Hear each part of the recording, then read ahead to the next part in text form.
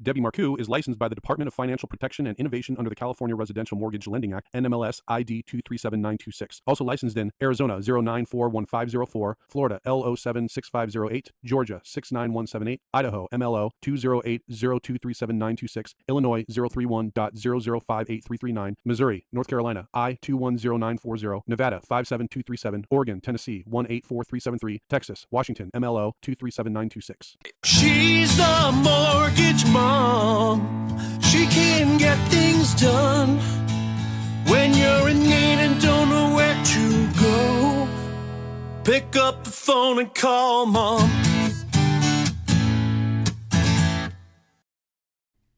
This is Debbie Marcoux, the mortgage mom. Are you thinking about buying, refinancing, selling?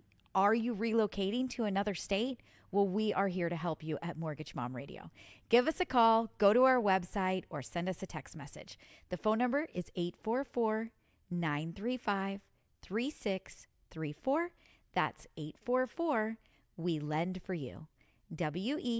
WELEND and the number 4. Or head on over to that website at mortgagemomradio.com. All right, so welcome to Mortgage Mom Radio. I'm Debbie Marcoux. I am the mortgage mom, and we are going to be talking today all about that Fed decision that happened just an hour or two ago.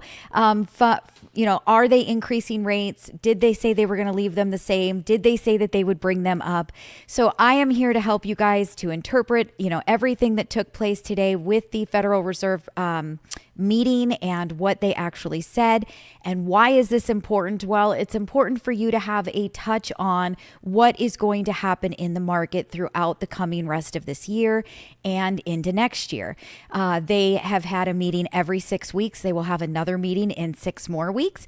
And so we are going to talk about what is happening. At every single one of these meetings, they do talk a little bit different. There was big hopes on a lot of people's minds that we were going to start seeing first rate come in March of this year. And then there were big hopes that possibility of maybe a rate cut today. And, now it's kind of looking like it's probably going to be end of year, which is what I've actually been saying for about the last 18 months. So we are going to dive into that. I am going to read to you the statement from the Fed. It does take me a little bit of time to get through that, and it can be a little bit boring. So I'm not going to actually read the entire statement. I'm going to read to you the pieces of what I took from their statement today that I felt were very important. And then I'm also then going to talk about why are they important and how is that going to change things moving forward and what can we be counting on. So this is what this show is all about. It's all interactive. I love that you guys are on and you are watching and you are part of the show. I want you to ask questions. I want you to put those into the feed. So type them right into the chat. I can see that Joe Vera jumps on and says howdy. And my dad, as usual, my biggest fan, is here and he says hi. But again, remember that this is interactive. I want you guys to ask those questions and I want to be able to explain to you what is going on so that it's something that you do understand, because reading this entire statement from the Fed can be a little bit overwhelming. But if somebody can talk to you in normal terms, it can absolutely make the biggest difference in how you're feeling. What are you spending? Is right now the time to buy? Should you be holding? What exactly are the plans that you should be executing more moving forward for you and your family? So let's just jump right into it. I am going to read the first couple of paragraphs, and then we are going to jump into some of the really important pieces of this announcement today. And I'm going to talk about many of the questions that were asked during his conference after he made his statement. Then obviously he does his conference and many news, different, news people are there, and, Bloomberg and Reuters and all of the different Washington, the Washington Post, they're all there and they're all asking the financial questions. So I'm going to talk about that news conference as well. And then of course it's what I took of it. So what was my interpretation of what I saw today? So really good stuff. And again, please feel free to put those questions into the feed. I am happy to read them out loud and answer them for you. So we're going to start off with Chair Powell. He says, "Good afternoon. My colleagues and I remain squarely focused on our dual mandate to promote maximum employment and stable prices for the American people. The economy has made considerable progress towards our dual mandate objectives. Inflation has eased substantially over the past year, while the labor market has remained strong, and that's very good news. But inflation is still too high. Further progress is bringing it down. In bringing it down is not assured. So, right? We got to think about that one. And the path forward is uncertain. We're going to talk about that. We are fully committed to returning inflation to our 2% goal. Restoring price stability is essential to achieve a sustainably strong labor market that benefits all. So what were the two things that I said were that was really important that we talk about? So inflation has eased substantially over the past year, while the labor market has remained strong, and that's very good news. So that's great, right? But inflation is still too high. Further progress in bringing it down is not assured. So I've talked about this on recent shows when the inflation reports have come out, and I've said, they came out worse. We're going the wrong direction. You guys need to stop spending money, right? So we're gonna get into this, but we are fully committed to returning inflation to 2%. So he's saying we're not going to change any policy at all. We're going to leave it as is until we get where we need to go. So second paragraph, today the FOMC decided to leave our policy interest rate unchanged and to continue to reduce our securities holdings through a slower pace. Our restrictive stance of monetary policy has been putting downward pressure on economic activity and inflation, and the risks to achieving our employment and inflation goals have moved toward better balance over the past year. However, in recent months, inflation has shown a lack of further progress toward our 2% objective, and we remain highly attentive to inflation risks. I will have more to say about monetary policy after briefly reviewing economic developments. So again, it's exactly what we talked about just a couple of weeks back with that most recent inflation report. We kind of stumbled. Last two inflation reports, we've gone the wrong direction. We've actually gotten worse rather than continuing to come down. So they're saying we're going to go ahead and we're going to hold the rate steady. We're not increasing today. We're not decreasing today. We're going to hold it steady because our long-term goal is to get to that 2% mark. Now, there is a piece that I want to read to you. I'm going to kind of jump over a few sections because, again, as I mentioned, it's going to get really, really boring if I just keep reading this entire statement to you. But here is the underlying piece that I saw. Consumer spending has been robust over the past several quarters, even as interest rates have weighed on housing and equipment investment. Improving supply conditions have supported resilient demand and the strong performance of the U.S. economy over the past year. So once again, as I talked about a couple of episodes ago when we were talking about the inflation report and how it came up elevated, I said, if we all want to come together to try to get this inflation under control, to get them to start cutting interest rates, to start feeling a relief, have them bring that pressure off of us, the thing that we need to do is we need to stop spending. And he's saying it right here in his statement that the consumer spending is still strong. So even though you're feeling it, one of the things in the press conference that they talked about was, the Americans are talking about the economy. They're saying that things are really hard. Do you feel that that's, the pressure is there? They're living paycheck to paycheck. Does any of that invoke you to lower the interest rates to make their cost of living easier? And the bottom line answer to that, again, my interpretation of what I heard was, we understand that there's pain. We understand that it is there, but we have to do what we have to do to get that inflation to come down. Because if we don't bring the inflation down and inflation continues to rise, things just get even more expensive. And then we're in that same exact boat. We're never getting out of it. Things just keep getting more expensive. We keep living further and further and further on check to check to check. So we need to see the economy cool. How does the economy cool? People stop spending. When people stop spending, prices of goods and services start to come down. So think about it as a retail store. Your retail store, you've got a bunch of people coming in to buy your goods, and you don't really need to run a sale because they're there and they're buying it and it's no big deal. You're making great profits. You're just going to continue to do what you do. Now, things slow down. People stop walking through the door. What do? You run a sale. You cut the cost of the item that people are coming in to buy. And that gets more people through the door for you to actually turn some sort of a profit, although it is not as big of a profit. So really what we all need to do is we need to cool our spending. We need enough people in the economy to cool their spending so that that ripple effect starts to be felt throughout. Now, some of the really good stuff that I did read in this, so I am actually excited about today's statement and today's press conference that I watched, is we saw our first indicating factor that I believe is showing us that we are getting close. And again, many of the news article, the people that are there from the different news outlets that were asking the questions kept saying, do you still think that we're going to see 3 rate cuts this year? Do you think that you could increase interest rates this year? Do you think that we're not going to see any interest rate cuts this year? And they were all just jamming him and asking him, over and over again, give us an answer, give us an answer. And he truly wouldn't give any kind of an answer. Now, previous meetings, sorry, I lost my thought process. Previous meetings, he had actually said over and over again, we expect to cut at least 3 times in 2024. Now, as of today, he would not give an answer. He didn't say they wouldn't cut. He didn't say they wouldn't cut 3 times. And he didn't say that they were going to cut at all. What he kept saying was the data. The data is so important. We have to continue to watch the data.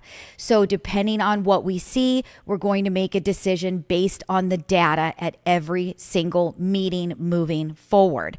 So that means to me that they are starting to look very, very closely at that data, and they do want to pull that trigger, but they are just waiting for the right time because, of course, if they cut interest rates too soon and it wasn't that they held them long enough, long enough, they weren't restrictive enough, then we are going to very quickly fall right back into the same situation that we were just in, 18 months ago. So they want to make sure that they are looking at the data and they will not answer that question. So what did I take from this that was positive? Okay, so here we go. And it says, this is one thing that is really important for you guys to understand. So turning to our balance sheet, the committee decided at today's meeting to slow the pace of decline in our securities holdings, consistent with the plans we released previously. Specifically, the cap on Treasury redemptions will be lowered from the current $60 billion per month to $25 billion per month as of June 1st. So this was very exciting to me, and I'll explain why, but I'm going to keep reading this part. Consistent with the committee's intention to hold primarily Treasury securities in the longer run, we are leaving the cap on agency securities unchanged per month, and we will reinvest any proceeds in excess of this cap in Treasury securities, with principal payments on agency securities currently running at about $15 billion per month. Total portfolio runoff will amount to roughly $40 billion per month. The decision to slow the pace of runoff does not mean that our balance sheet will ultimately shrink by less than it would otherwise, but rather allows us to approach its ultimate level more gradually. In particular, slowing the pace of runoff will help ensure a smooth transition, reducing the possibility that money markets experience stress and thereby facilitating the ongoing decline in our securities holdings that are consistent with reaching the appropriate level of ample reserves. So what I liked about this, and I know all of that can very much sound like wah. But one thing to keep in mind when I talk to you guys about interest rates and what moves interest rates, what shakes it, and we're talking about mortgage interest rates right now. And I've said it numerous times that mortgage interest rates change based on what is happening in the market, what has been announced, like today's meeting, inflation reports that come out, all of those things change mortgage because people are buying and selling mortgage-backed securities, treasuries, etc. So every single time since they started to raise these interest rates, the Federal Reserve, they have started to sell more and more and more treasuries off of their balance sheets. Treasuries are in essence part of what drives our mortgage interest rates.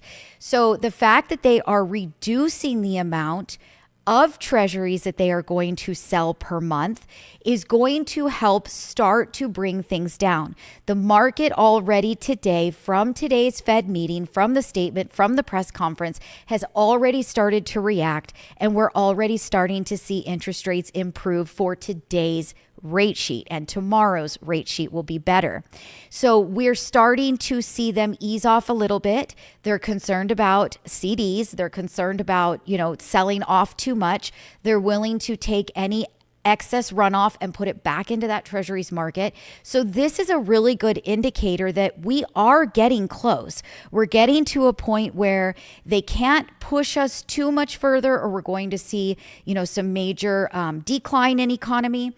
They don't want to do that. They want to keep everything stable and they want to keep everything secure, but they do want to push us really hard to get the economy to cool down. They need to get that spending slowed down. So it was a very good press conference today. It was a very good statement that they came out with. I am not shocked at all that we are holding the interest rate the same, that we are going to stay higher for longer. They have been saying that over and over again. I have been saying that I didn't believe that we were going to see rate cuts come March, or that we were going to see interest rates cut by May. I truly, the mortgage mom, my opinion, I don't think we are going to see those rate cuts until last quarter of this year. I still truly hold firm to that. I do believe that we will see that come. I know that we can all come together and start to reduce and slow the spending that we are doing. I know that that can very, very quickly and very fast make a ripple effect throughout the economy if there are enough people that listen to that information and actually put action to it and try their very best to help in that direction. I do think that we are going to see at the next inflation report, I hope that it stays exactly the same instead of increasing like it did the last two. And I actually think we might actually see a little bit of a decline. Now, this is my expectation. This is what I'm telling you. I expect. That by no means is what others expect. That is by no means the opinion that you might get from someone else in the same sector talking about the same things. But this is what I do think. So I'm going to take a super quick break. I can see that Heather did jump on and said, hi, everyone. Why Not did jump on and said, good afternoon, Debbie, friends, and all. So thank you guys again all for being here. I want to remind you guys, this is interactive. So if I've said something that doesn't make sense, stop me. Ask me your question. I will read it out loud. I will answer it for you. And I am going to talk a little bit about what does this mean with, slowing down? What do I think we are going to see moving forward? And what is that going to mean for the market? So don't go anywhere. We'll be right back. This is Debbie Marcoux, the mortgage mom. Are you thinking about buying, refinancing, selling? Are you relocating to another state? Well, we are here to help you at Mortgage Mom Radio. Give us a call, go to our website, or send us a text message. The phone number is 844-935-3634. That's 844 We Lend for You. WELEND and the number 4. Or head on over to that website at mortgagemomradio.com. Okay, so welcome back. It was just a quick 60-second commercial just to give me a minute to grab some water. So what do I think is going to happen from what I saw, I read, I watched, right? I do think that we are going to still see those cuts at the end of this year. That would be my best opinion that I can give you. When do I think we're going to see that again? Like I mentioned, I think it's going to be last quarter of 2024. It could be as late as December. But I do think it is going to start this year. I think we're already starting them to back off just a little tiny bit of that restrictive policy as far as the selling of those treasuries. I think that maybe at the next meeting, we might see them back off just a little bit more, or maybe give a little bit better indicator from all of the different things that will come out. Again, inflation report reports and such between now and the next 6 weeks. I think they might actually go back to saying when they plan to make that first rate cut. And I do think that we are going to see a nice pickup in mortgage applications, because I think that today's press conference will help start to drive interest rates down just a little bit, enough that it will get people getting excited and ready. So I think that we are going to see mortgage applications uptick over the next 4 to 6 weeks. I think that we're going to see more transactions, more purchase transactions start to go into escrow. I think that we're going to see a little bit more homes come to market as far as for sale. So I think that we are at a turning point right now, although they haven't actually come out and said that we're here, right? And they're never going to actually make that announcement. You're never going to get that announcement of, hey, by the way, I'm waving the flag. Get going. It's time now. We've decided we're going to start changing things. They're never going to do that. We have to read between the lines, and we have to interpret things the way that we interpret them. And we have to come to our own decision in when is the timing right to do things. But I do think that we're going to start to see things pick up from here. I do hope that we see inflation come down. I do hope that we start seeing more people come together collectively, because obviously we all want to see the interest rates on our credit cards go down. We all want to see interest rates on mortgages come down to make things more affordable. We all want to see those car loans start to get less expensive. So I do think that we're at that tipping point, and I do believe that at the next meeting that we're going to start to get a little bit more solid indicator of when to expect things. So if you have been thinking about purchasing a home, but you've had, those plans on hold, if you've been thinking about selling your home, but you've had those plans on hold, I am not here to tell you that you need to jump in 2 feet right now today and, start working on getting that done. But I am going to tell you to start getting yourself in order, get yourself in check. If you want to sell that home, make sure that you are starting to clean it up, that you are starting to box things up, you are starting to declutter, that you are starting to put things away. Because remember, sellers, if you need to sell a home before you go buy another home and you wait until the market is hot again and interest rates have come all the way down to where you want them to be, then you are also going to be battling the massive array of other buyers who are also trying to buy at the same time. And now you've got a home to sell, but you are a contingent buyer. And so that is one thing that a lot of sellers forget to think about, is if I'm a seller and I've got multiple offers on my property, and one of the offers is contingent, which means that they want to buy my house, but their house needs to sell first.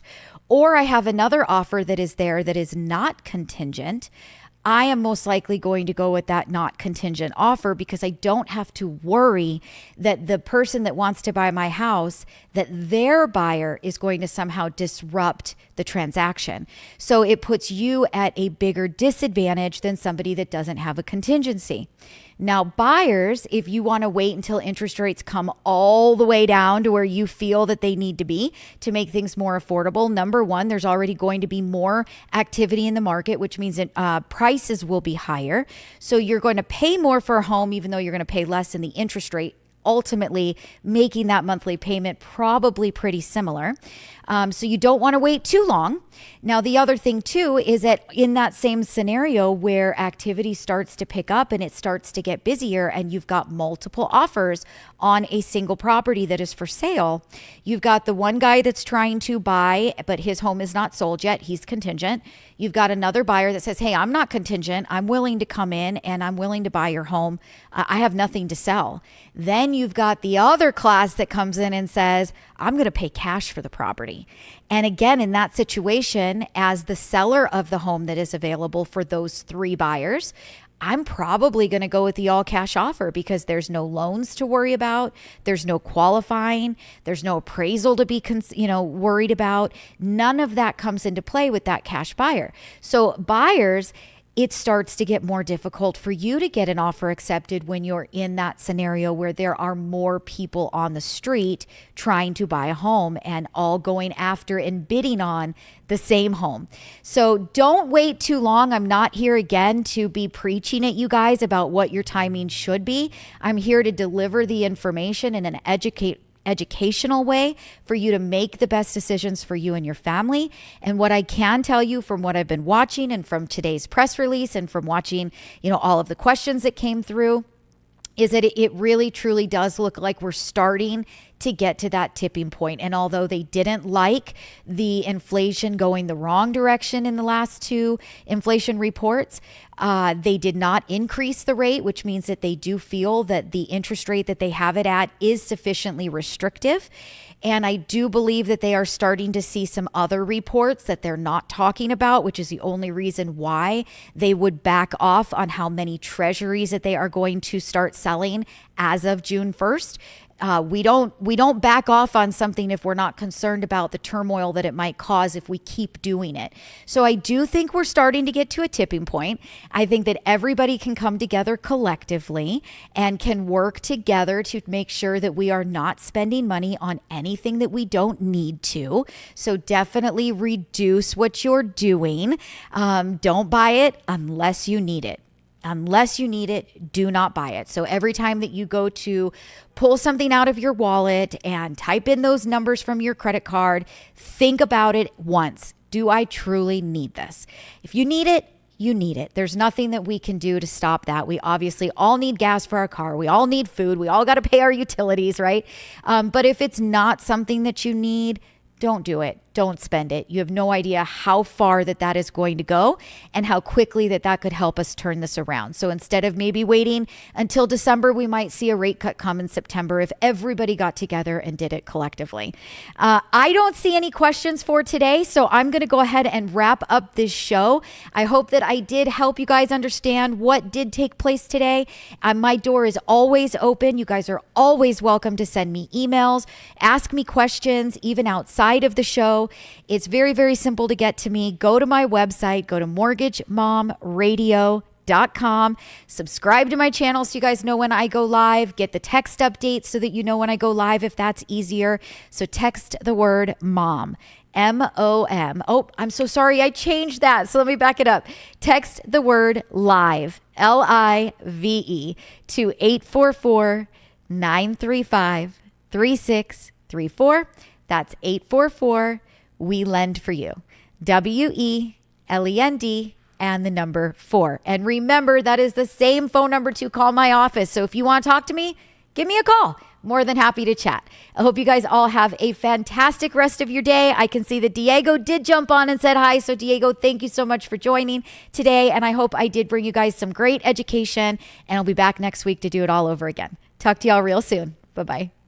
Debbie Marcoux is licensed by the Department of Financial Protection and Innovation under the California Residential Mortgage Lending Act, NMLS ID 237926. Also licensed in Arizona 0941504, Florida L076508, Georgia 69178, Idaho MLO 208023796, Illinois 031.0058339, Missouri, North Carolina I210940, Nevada 57237, Oregon, Tennessee 184373, Texas, Washington MLO 237926. She's a mortgage mom. She can get things done when you're in need and don't know where to go. Pick up the phone and call Mom.